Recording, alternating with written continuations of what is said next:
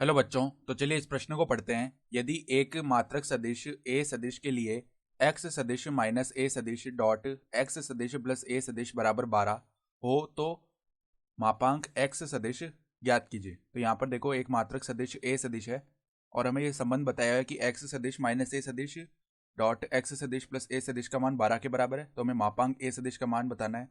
तो प्रश्न में आगे बढ़ने से पहले इस प्रश्न से संबंधित जो मुख्य उदाहरण है उसकी हम चर्चा कर लेते हैं। तो देखो, मुख्य उदाहरण, यदि यदि y सदिश एक मात्रक सदिश है।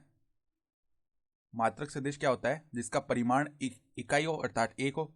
यदि y सदिश एक मात्रक सदिश है तो क्या होगा? यहाँ से जो मापांक है अर्थात परिमाण है y सदिश का, वो एक आएगा। ठीक है। और हम देखो ये भी जानते हैं, अगर दो सदिश इस प्रकार गुणा में है, y सदिश गुणा y सदिश, तो इसका मान किसके बराबर होता है?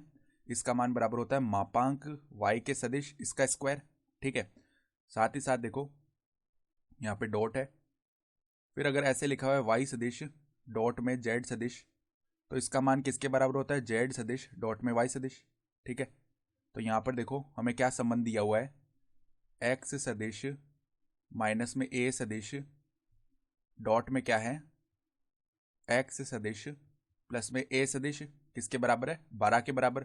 और ये बताया हुआ है कि a एक मात्रक सदिश है, तो जो मापांक आएगा a का, a सदिश का, वो 1 आ जाएगा। ठीक है। तो अब देखो, अंदर गुणा कर लेते हैं। तो x सदिश डॉट में x सदिश, फिर x सदिश गुणा हुआ a सदिश से। ठीक है। तो प्लस में क्या आ जाएगा? x सदिश डॉट में a सदिश। ठीक है। फिर देखो, माइनस a सदिश गुणा होगा x सदिश से, तो माइनस a सदिश डॉट x सदिश। फिर देखो, माइनस ए सदिश गुणा हुआ ए सदिश से, तो माइनस ए सदिश डॉट में ए सदिश, ये आएगा। ठीक है। और ये 12 के बराबर है। अब देखो, एक्स सदिश गुणा एक्स सदिश, ये क्या हो गया? जो मापांक है एक्स सदिश का, उसका वर्ग।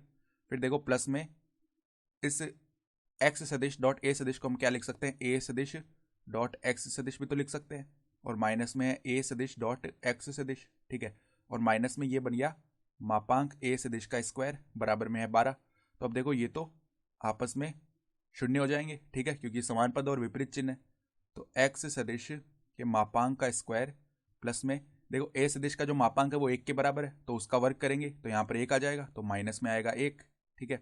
यहाँ पर देखो, माइनस आएगा 1, बराबर में क्या है? इसके 12 के बराबर है। ठीक है। तो अगर देखो, हम यहाँ से मान निकालें एक्स सदिश के स्क्वायर का, तो वो किसके बराबर में आएगा? 12 प्लस में 1 अर्थात 13 के बराबर।